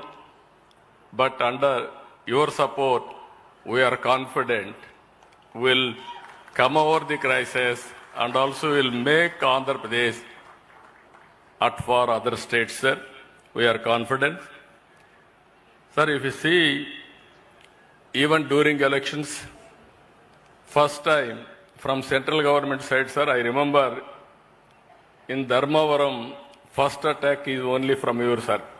On that elections, we are all talking, myself, Pawan Kalyan, and also Purandeshwari Garu, all of us are talking. But at one meeting, very sharp attack, what Honorable Home Minister has done at that time, it made all the difference for winning the elections. It is not an ordinary issue. 93% strike rate. It is unusual. That is the confidence Government of India, all of us has created. Sir, 10 lakh crores debt. We have to pay interest and also we have to do development and also we have promised so many things we have to fulfill, sir. Slowly we are doing all these things. State, as an election, sir, was a ventilator. Now you gave very good, as a doctor, you gave oxygen. Now we are out of ventilator, sir. We are still patients, but out of ventilator. But recent decisions, sir, you have given some of the very good, this thing. One is Amaravati. 15,000 crores support. Today works are going on. This will become people's capital. Second one, sir, Polavaram. I have to inform you, yesterday diaphragm wall totally defunct at that time. Now, parallel diaphragm wall, yesterday they have started. Within 2 years, sir, April 2027, we are going to complete Polavaram under your leadership, under your direction, under central government direction. Sir, Visakhapatnam steel plant, very sentimental issue. Vizag steel, Andhra's right. That is where that slogan, Visakha ఉక్కు ఆంధ్రుల హక్కు అని ఆందోళన చేసి ప్రాణ త్యాగాలు చేశారు.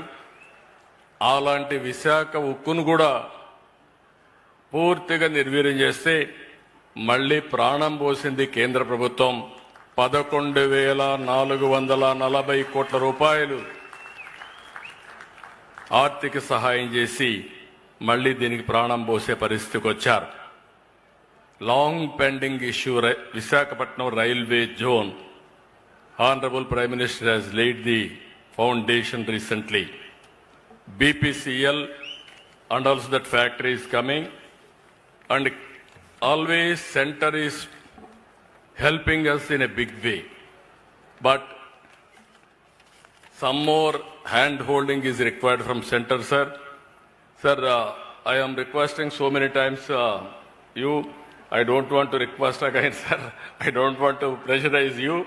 You are always in favor of us. Give some hand holding till we revive and will contribute for the nation building. That is our commitment. Our people are very, very shrewd, sir. Very, very enterprising type. If you give some hand holding, they will do wonders for the nation. Sir, only one thing I want to request you. Apart from financial, all these things you have seen now, Godavari, Krishna, we are able to link it, 2 rivers. We wanted to link Godavari to Penna, Polavaram to Banakacharla. If we won't do now, we may not do forever. Cost of excavation, and it is impossible in future to complete. So my request to Honorable Prime Minister, find a way. We are also working. Even different models we are working, public-private partnership also. Then private partners will, 1 or 2 private partners will help and government will invest. Finally, we will repay that money, wealth will be created. So that is one project I am requesting Honorable Home Minister to help us. This is a wonderful day. I have seen the campus. Even what we are talking, and also Honorable Prime Minister is talking, Surya Ghar. Rooftop, you have to generate power. Today, all rooftop people are generating power. Even here, car shed. On the top, Surya Ghar, solar panels. Under that, there is a car parking. No need to go anywhere. Charging also will be done here only. It is a one-way, zero waste management this campus is doing. It will be a model for all of us. Everything. Either water harnessing or waste to compost or very interesting plants, Nakshatravanam, everything they are doing extremely well. I really appreciate them. This is the model country has to follow, every panchayat has to follow, every office has to follow. With this, I am thanking all of you. And also, sir, you have to come once in a way to Andhra Pradesh to inspire all of us and guide us. With this, I am thanking all of you. Thank you, one and all. धन्यवाद श्रीमान, आपके आशीर्वचनों के लिए सदैव आभारी रहेंगे.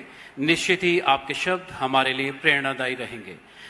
अब मैं हमारे आज के मुख्य अतिथि माननीय श्री अमित शाह जी, गृह एवं सहकारिता मंत्री, भारत सरकार से अनुरोध करता हूं कि एनडीआरएफ के 20वें स्थापना दिवस के इस शुभ अवसर पर अपने आशीर्वचनों से हम सभी का मार्गदर्शन करने की कृपा करें. निवेदन है माननीय श्रीमती डी पुरंदेश्वरी देवी जी से कि तेलुगु अनुवाद हेतु डायस पर स्थान ग्रहण लेने का कष्ट करें.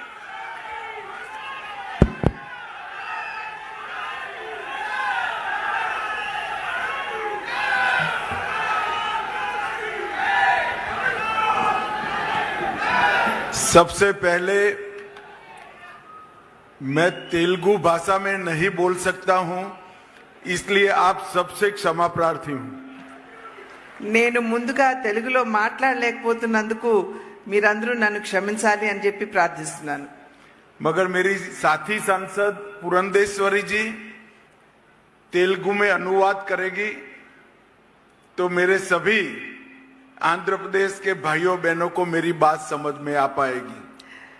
అంటే సహచార పార్లమెంట్ సభ్యురాలైనటువంటి పురంధేశ్వరి ఏదైతే వారు చెప్పదలుచుకున్నారో దాన్ని అనువదిస్తారు కాబట్టి తప్పకుండా నా మనోభావాలన్నీ కూడా మీకు చేరువవుతాయని చెప్పి నేను భావిస్తున్నాను. आज के इस कार्यक्रम में मेरे साथ मंच ऊपर उपस्थित श्रीमान एन चंद्राबाबू नायडू जी, आंध्र प्रदेश के लोकप्रिय मुख्यमंत्री श्री के राम मोहन नायडू जी, केंद्रीय सिविल एविएशन मंत्री जी, मेरे साथी Shri Bandi Sanjay Kumar ji, MOS home ministry Shri Bhupathi Raju Srinivasa Varma, central इस्पात मंत्री श्री के पवन कल्याण, उप मुख्यमंत्री आंध्र प्रदेश श्री नारा लोकेश जी, मंत्री आंध्र प्रदेश की गृह मंत्री बहन अनीता जी, भारतीय जनता पार्टी की प्रदेश अध्यक्षा श्रीमती डी पुरंदेश्वरी जी,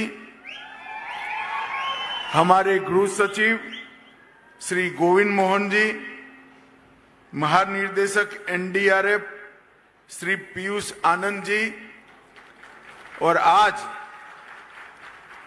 यहां पर उपस्थित NDRF के सभी जवानों और प्यारे भाई और बहनों, आप सभी को नमस्कार. వేదిక మీద ఉన్నటువంటి రాష్ట్ర ముఖ్యమంత్రి వర్యులైనటువంటి నారా చంద్రబాబు నాయుడు గారికి, ఉప ముఖ్యమంత్రి వర్యులు పవన్ కళ్యాణ్ గారికి, వేదిక మీద ఉన్నటువంటి ప్రతి ఒక్క విశిష్ట అతిథికి పేరు పేరున వారి పేరు ఉటంకించారు. వారందరికీ, వారితో పాటుగా ఇక్కడ ఉన్నటువంటి NDRF సోదర సోదరి మండలికి అందరికీ కూడా వారి నమస్కారాలు తెలియజేస్తున్నారు. मित्रों, आज यहां पर 3 कार्यक्रम एक साथ है. आज के ही दिन NDRF की स्थापना हुई थी. आज NDRF का 20वां स्थापना दिन है. ఈ రోజు ఇక్కడ మనం 3 కార్యక్రమాలు నిర్వహించుకుంటున్నాము. ఇవాళే NDRF కి సంబంధించినటువంటి 20వ వార్షికోత్సవాన్ని ఇక్కడ ముందుగా మనం అందరం కూడా నిర్వహించుకుంటున్నాము.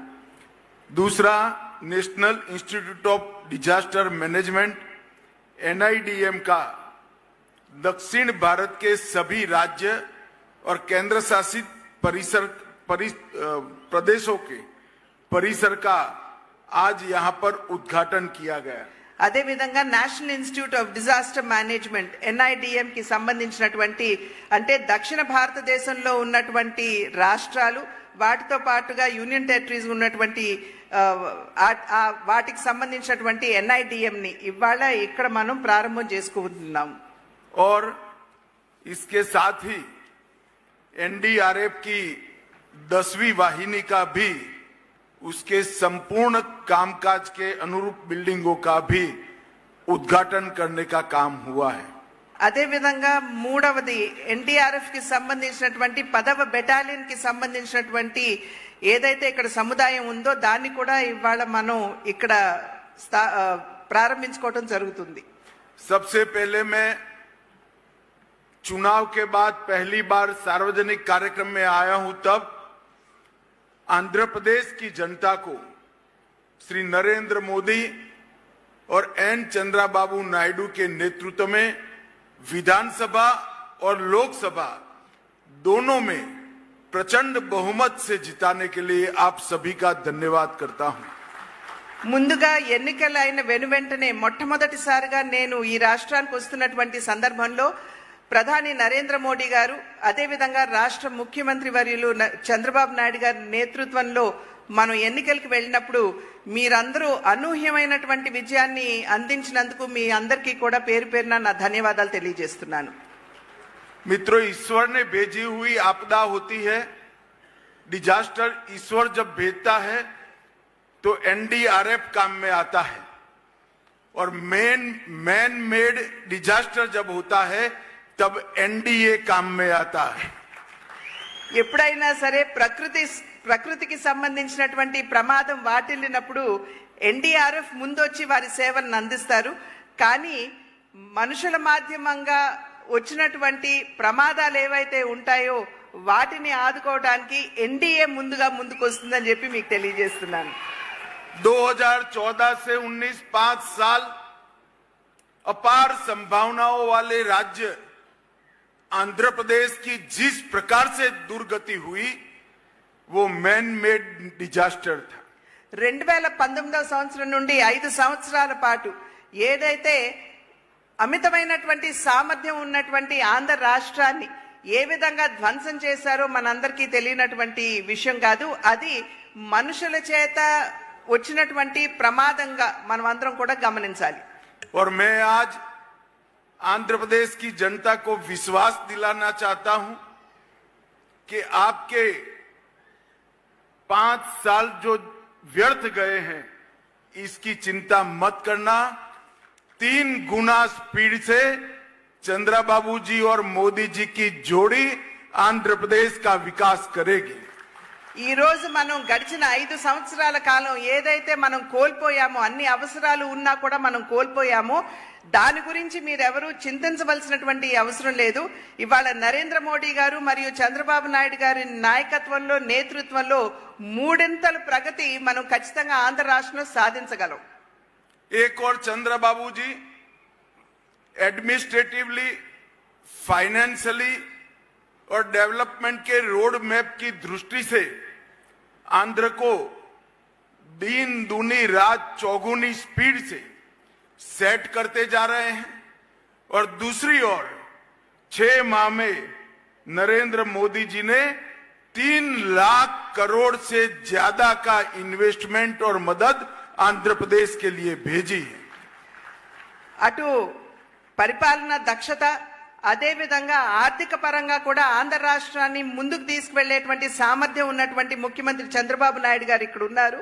వారు రేయింబవళ్లు కూడా ఏ విధంగా ఆంధ్ర రాష్ట్రాన్ని గాడిలో పెట్టాలి అనేటువంటి అంశం మీద వారు దృష్టి కేంద్రీకరించడం జరిగింది. రెండో వైపును చూసినట్లయితే దేశ ప్రధాని అయినటువంటి నరేంద్ర మోడీ గారు ఈ 6 నెలల కాలంలోనే అధికారంలోకి వచ్చి 6 నెలలే అయింది.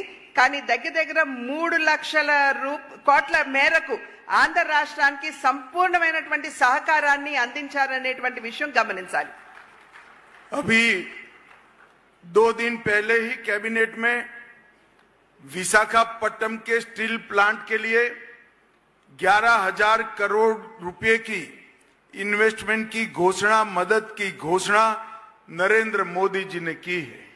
ఇంతకు ముందు 3 రోజుల క్రితమే కేబినెట్ లో తీసుకున్నటువంటి నిర్ణయం మాధ్యమంగా మన రాష్ట్రంలో ఉన్నటువంటి విశాఖ స్టీల్ ప్లాంట్ కి, వైజాగ్ స్టీల్ ప్లాంట్ కి 11,440 కోట్ల రూపాయల మేరకు సహాయాన్ని అంటే సపోర్ట్ ని ప్రకటించినటువంటి విషయం మనందరికీ తెలుసు.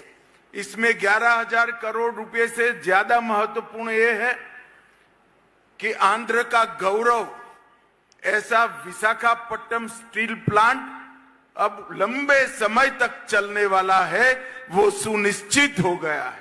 ఇక్కడ 11,000 కోట్ల రూపాయలు అనేది ప్రధానం కాదు. ఇక్కడ ఏదైతే ఆంధ్ర యొక్క ఆత్మ గౌరవంతో ఈ ప్లాంట్, వైజాగ్ స్టీల్ ప్లాంట్ ముడిపడి ఉన్నదో దాన్ని ముందుకు తీసుకుని వెళ్తూ మరింత అభివృద్ధి పదంలో నడిపించడం అనేది ఇది సునిశ్చితమైందని చెప్పి మీ అందరికీ కూడా తెలియజేస్తున్నాను.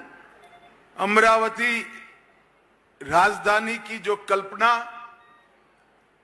चंद्रबाबू जी ने की थी और मोदी जी ने जिसका भूमि पूजन किया था, वो पूरे अमरावती प्रोजेक्ट को एक प्रकार से दरकिनार किया था.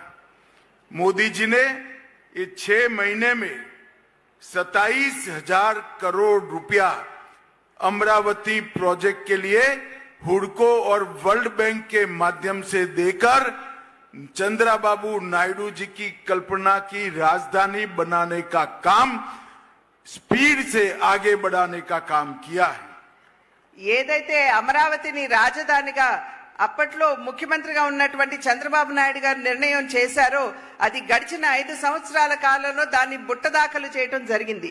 అయితే ఇవాళ 27,000 కోట్ల రూపాయలు అటు హడ్కో మాధ్యమంగా అదే విధంగా వరల్డ్ బ్యాంక్ మాధ్యమంగా కూడా నరేంద్ర మోడీ గారు ఇవాళ చంద్రబాబు నాయుడు గారికి అదే విధంగా రాష్ట్రానికి అందించి అమరావతి నిర్మాణానికి గతిని అందించినటువంటి విషయం మనం గమనించాలి. रेलवे जोन का भी फाउंडेशन स्टोन रख दिया गया है.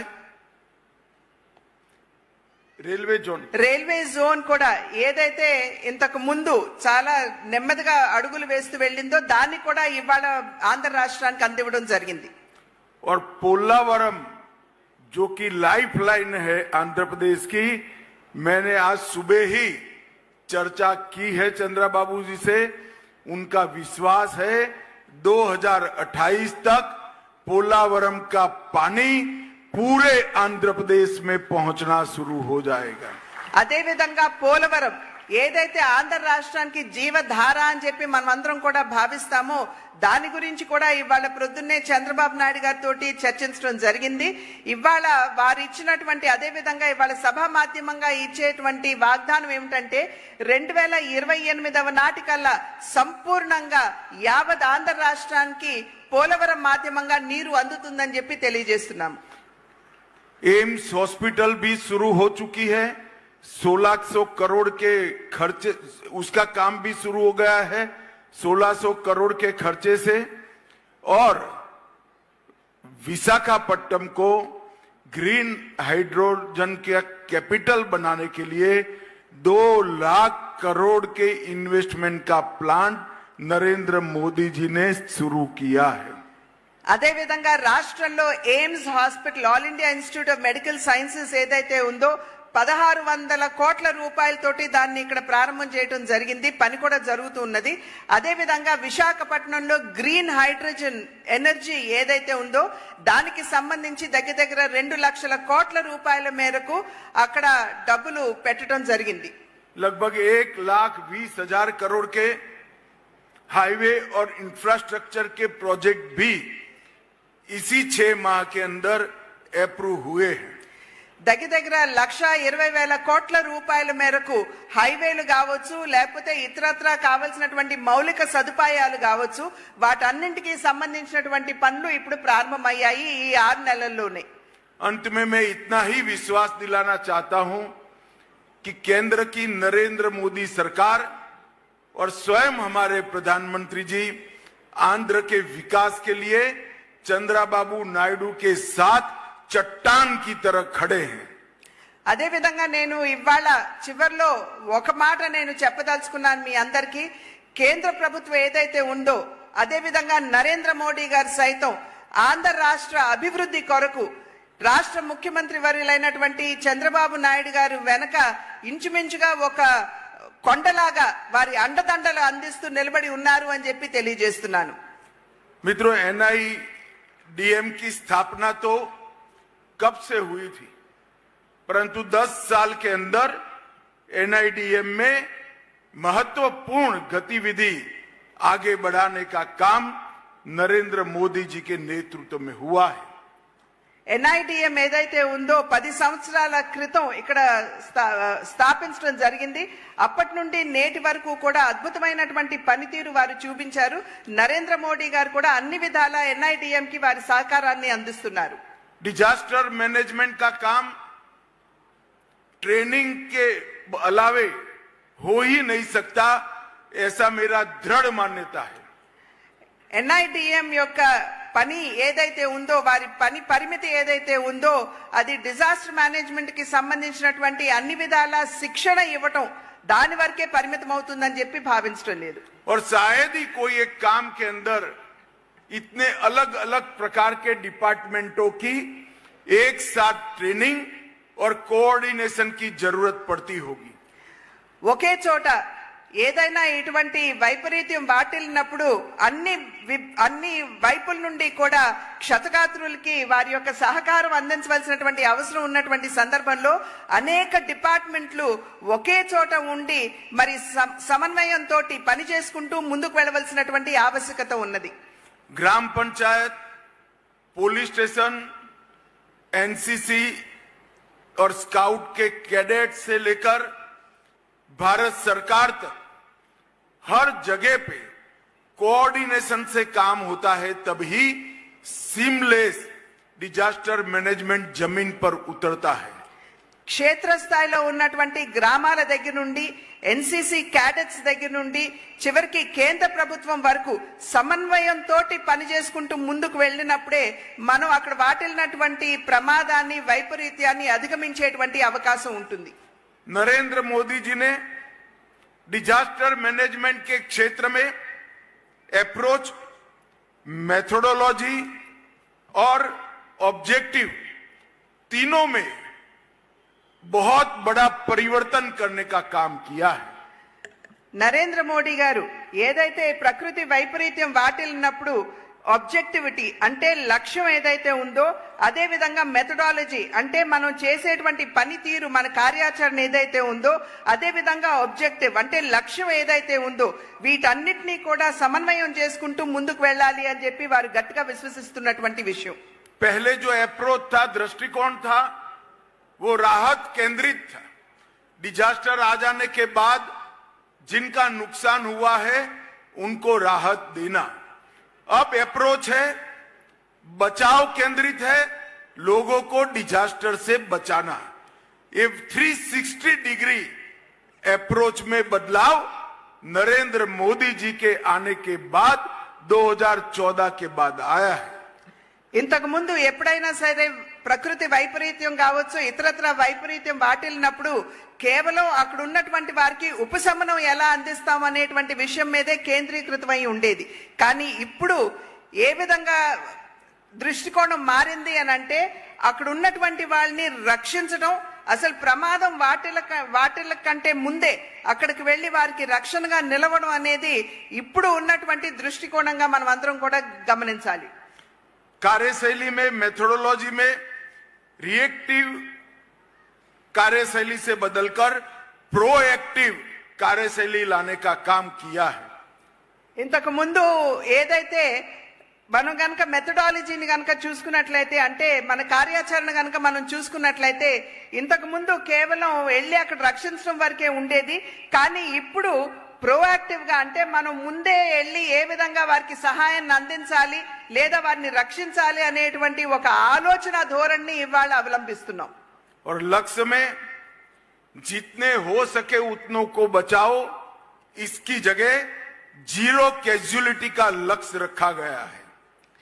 ఇక్కడ లక్ష్యాన్ని గనక మనం చూసుకున్నట్లయితే ఎంత ఎక్కువ మందిని వీలైతే అంత ఎక్కువ మందిని రక్షించడం మాత్రమే కాకుండా ఎంత మందిని మనం రక్షించగలం అనేటువంటి విషయం మీద ఇవాళ మనం దృష్టి కేంద్రీకరించాం। और ये लक्ष्य को सिद्ध करने में एनडीआरएफ, एनडीएमए और एनडीआईएम तीनों ने बहुत सामंजस्य से काम किया है। ఈ యొక్క లక్ష్యాన్ని మనం ఏదైతే నిర్దేశించుకున్నామో దాన్ని చేరడానికి ఎన్డీఆర్ఎఫ్ కావచ్చు, ఎన్డీఐఎం కావచ్చు, ఇంకొక ఏదైతే ఇన్స్టిట్యూషన్ ఉందో అవి కావచ్చు, ఈ మూడు కూడా ఏ విధంగా పనిచేస్తున్నాయో వారి పనితీరు మనందరికీ అర్థమవుతుంది। और आज मैं इस मंच से एनडीआरएफ के स्थापना दिन पर देश भर में फैले हुए एनडीआरएफ के बल के कर्मियों को बहुत बहुत बधाई और साधुवाद देना चाहता हूं। ఇవాళ నేను వేదిక మీద నుండి ఎన్డీఆర్ఎఫ్ మరియు దేశ వ్యాప్తంగా ఉన్నటువంటి ఎన్డీఆర్ఎఫ్ సైనికులు ఎవరైతే ఉన్నారో వారందరికీ కూడా హృదయపూర్వకంగా అభినందనలు, ధన్యవాదాలు కూడా నేను తెలియజేస్తున్నాను। इतने कम समय में एज अ इंस्टीट्यूशन एनडीआरएफ ने अपनी क्रेडिबिलिटी न केवल देश, पूरी दुनिया में बनाने का काम किया है।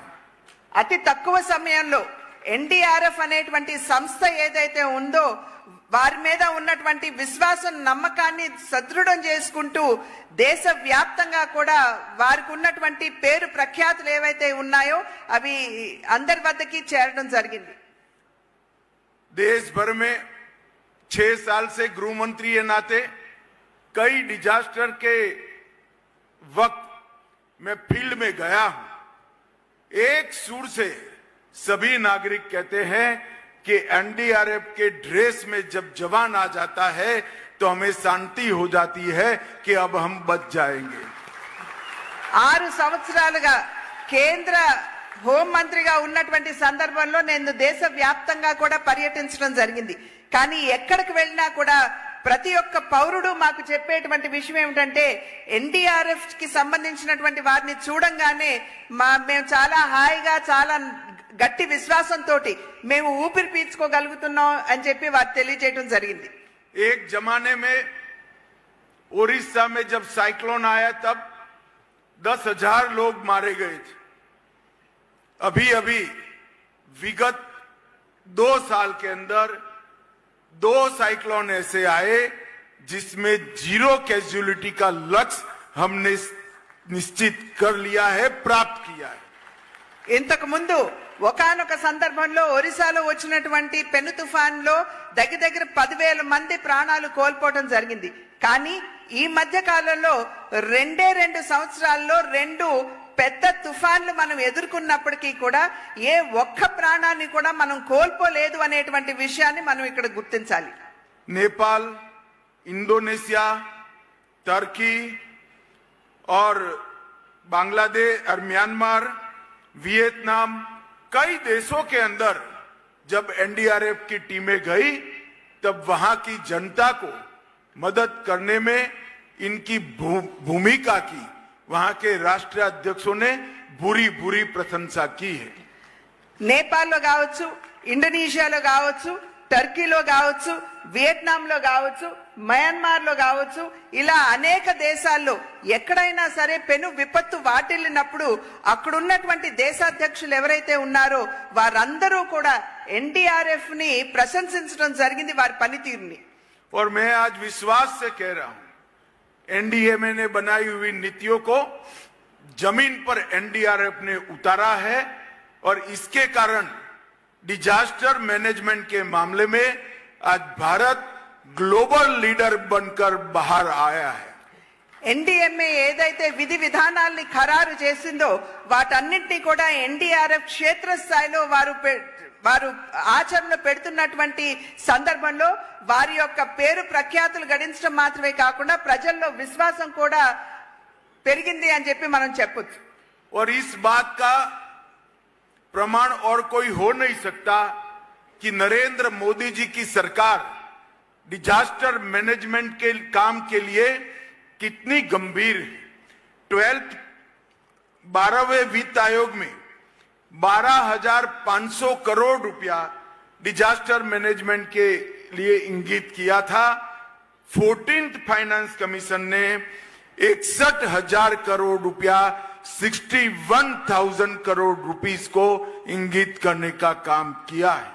ఏ విధంగా ప్రధాని నరేంద్ర మోడీ గారి నాయకత్వంలో ఉన్నటువంటి ప్రభుత్వం ఎన్డీఆర్ఎఫ్ పట్ల వారికి ఉన్నటువంటి అంకిత భావాన్ని ప్రదర్శించారు అని చెప్పి మనం ఒక్కసారి తరిచి చూడాలి అని అంటే ఇంతకు ముందు 12,500 కోట్ల రూపాయలు ఎన్డీఆర్ఎఫ్ కి కేటాయించినట్లయితే ఇప్పుడు 14th ఫైనాన్స్ కింద 14వ ఆర్థిక సంఘం వారు కేటాయించింది 61,000 కోట్ల రూపాయలు అని చెప్పి మనం గమనించాలి. और डिजास्टर रिजिलिएंट इंफ्रास्ट्रक्चर के क्षेत्र में भारत ने पूरी दुनिया में लीड ली है. मोदी जी के प्रेरणा से सीडीआरआई की हमने स्थापना की और आज हमारे लिए गर्व का विषय है कि इसमें 48 देश 48 कंट्री मेंबर बनकर सीडीआरआई के नेतृत्व में काम कर रहे हैं. ఇవాళ మనం ఇక్కడ గమనించవలసినటువంటి విషయం ఎంత మనం అంకిత భావంతో ప్రమాదాల నివారణకి మనం పనిచేస్తున్నాం అనేటువంటి విషయానికి వస్తే నరేంద్ర మోడీ గారి నాయకత్వంలో సిడిఆర్ఐపి అనేటువంటి దేశాలు ఏవైతే ఉన్నాయో అంటే దగ్గర 48 దేశాలు ఈ సిడిఆర్ఐపిలో ఉంటే వారందరూ కూడా ఈ యొక్క ప్రమాద నివారణకి కట్టుబడి ఉన్నామని చెప్పి వారందరూ కూడా తెలియజేయడం జరిగింది. और कई सारे एप्स, वेबसाइट और पोर्टल बनाकर डिजास्टर मैनेजमेंट के क्षेत्र में जन जागृति का काम नरेंद्र मोदी सरकार ने किया है.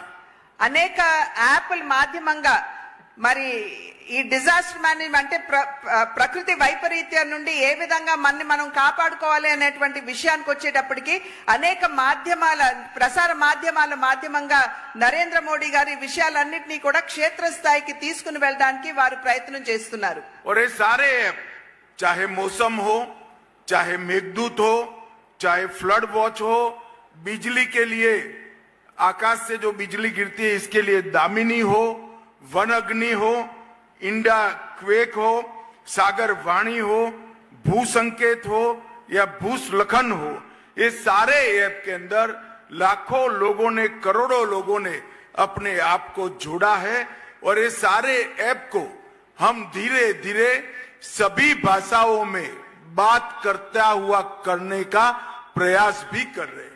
అనేక రకాలైనటువంటి ప్రకృతి వైపరీత్యాలు మనకు తెలుసు. అంటే అడవికి సంబంధించినటువంటి అగ్ని రాజులటం మనందరికీ తెలుసు. అదే విధంగా మనకి వచ్చేటువంటి ఫ్లడ్స్ ఏవైతే ఉన్నాయో, వరదలు, మరి క్లౌడ్ బర్స్ట్ అని అంటాము. అంటే అనుకోకుండా గబుక్కున్న పైనుండి పెద్ద ఎత్తున వర్షం పడడం, దీనికి తోడు అనేక రకాలైనటువంటి అంటే ల్యాండ్ స్లైడ్స్ కావచ్చు లేదా భూ ప్రకంపనలు కావచ్చు, ఇటువంటి ప్రకృతి వైపరీత్యాలకి సంబంధించినటువంటి అనేక యాప్ల్ని మనం ఇక్కడ తయారు చేసుకున్నాం. వాటన్నిటినీ కూడా నెమ్మదిగా క్షేత్రస్థాయికి ఏ విధంగా తీసుకువెళ్ళాలి అనేటువంటి విషయం మీద దృష్టి కేంద్రీకరించడం జరుగుతుంది. और डायल 112 और इसके साथ कॉमन अलर्ट प्रोटोकॉल से ढेर सारी सहायता लोगों की हुई है. అదే విధంగా డయల్ 112 తో పాటుగా అనేక రకమైనటువంటి జాగ్రత్తలు ఏవైతే తీసుకోవాల్సి ఉంటాయో వాటన్నిటి పట్ల కూడా ప్రజలకి అవగాహన కల్పిస్తూ వీటన్నిటిని క్షేత్రస్థాయికి తీసుకుని వెళ్ళడం జరుగుతుంది. और मुझे आज आनंद है कि इसी कड़ी में 2 और संस्थान आज जुड़ने जा रहे हैं. चंद्रा बाबू जी का मैं धन्यवाद करना चाहूंगा कि इन्होंने भारत सरकार को बिना किसी लागत के यहां पर भूमि देकर 10वीं वाहिनी और NDIM की दक्षिण भारत की एक ब्रांच को स्थापित करने में मदद की. इसका भूमि पूजन भी आंध्र के ही हमारे नेता पूर्व उपराष्ट्रपति वेंकैया नायडू जी ने किया था. उस वक्त भी चंद्रा बाबू साथ में थे और आज जब उसका उद्घाटन हो रहा है तब भी चंद्रा बाबू साथ में है. मैं आंध्र की जनता और आंध्र प्रदेश सरकार दोनों का बहुत बहुत धन्यवाद करता हूं. ఇంకొక 2 సంస్థలు ఇవాళ మనకి చేరబోతున్నాయి. అదేమిటంటే 10వ వాహిని ఏదైతే ఉందో, బెటాలియన్ ఏదైతే ఉందో దానికి సంబంధించి, అదే విధంగా NDIM సంస్థకి సంబంధించినటువంటి ఇవాళ ఇక్కడ మనం ప్రారంభోత్సవం చేసుకుంటున్నాము. ఇక్కడ మనం గమనించవలసినటువంటి ప్రధానమైనటువంటి విషయం, ఆనాడు ఈ రాష్ట్రానికి సంబంధించినటువంటి ఉప ముఖ్యమంత్రిగా ఉన్నటువంటి వెంకయ్య నాయుడు గారు, వారు ఆనాడు శంకుస్థాపన చేశారు. అప్పుడు చంద్రబాబు నాయుడు గారు మనందరితోటి వెంకయ్య నాయుడు గారితో కలిసి ఉన్నారు. అదే విధంగా ఇవాళ మనం ప్రారంభోత్సవం చేసుకుంటున్నటువంటి సందర్భంలో కూడా చంద్రబాబు నాయుడు గారు మనతోటే ఉన్నారు అనేటువంటి విషయం ఇక్కడ గమనించదగింది. और अंत में मोदी जी के नेतृत्व में 2024 में हमने महाराष्ट्र और हरियाणा में प्रचंड विजय प्राप्त करी है और 25 की शुरुआत दिल्ली में NDA की सरकार बनाकर हम करेंगे. इसका मुझे पूरा भरोसा है. फिर एक बार आप सभी का बहुत बहुत धन्यवाद. भारत माता की जय. చివర్లో నేను చెప్పవలసినటువంటి విషయం, 2024వ సంవత్సరంలో మహారాష్ట్ర మరియు హర్యానాలో అద్భుతమైనటువంటి విజయాన్ని మనం సాధించుకోగలిగాము. 2025వ సంవత్సరం తిరిగి ఢిల్లీలో అనూహ్యమైనటువంటి విజయాన్ని మరి NDA కూటమి సాధించి ఒక హిస్టరీని క్రియేట్ చేస్తుందని చెప్పి మీ అందరికీ తెలియజేస్తూ మరి ఒక్కసారి ప్రతి ఒక్కరికి కూడా నా అభినందనలు, ధన్యవాదాలు తెలియజేస్తున్నాను.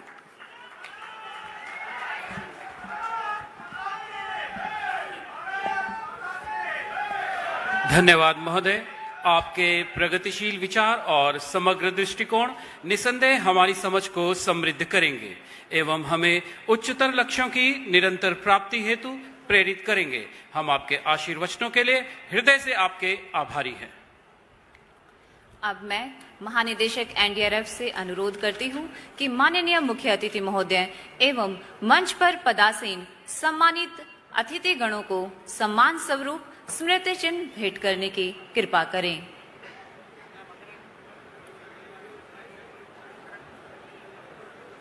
माननीय श्री अमित शाह जी, गृह एवं सहकारिता मंत्री, भारत सरकार।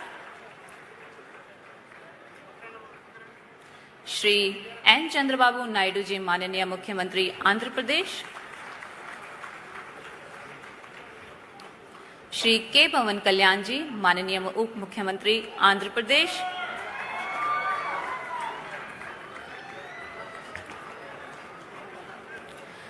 श्री एन लोकेश जी, माननीय मानव संसाधन नवकाश मंत्री, आंध्र प्रदेश।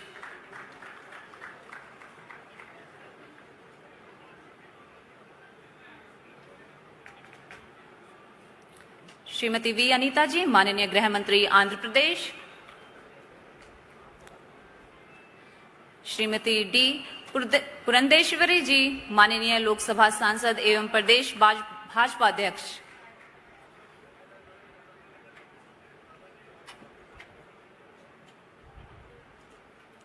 श्री के राममोहन नायडू जी, माननीय केंद्रीय नागरिक उड्डयन मंत्री। श्री बंडी संजय कुमार जी, माननीय केंद्रीय गृह राज्य मंत्री। श्री बी श्रीनिवास वर्मा जी, माननीय केंद्रीय इस्पात राज्य मंत्री।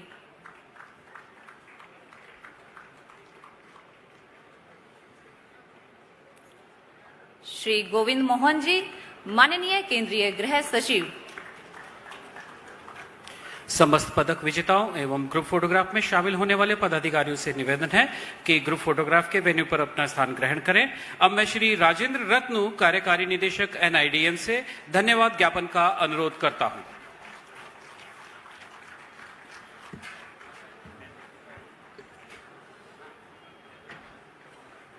नमस्कार।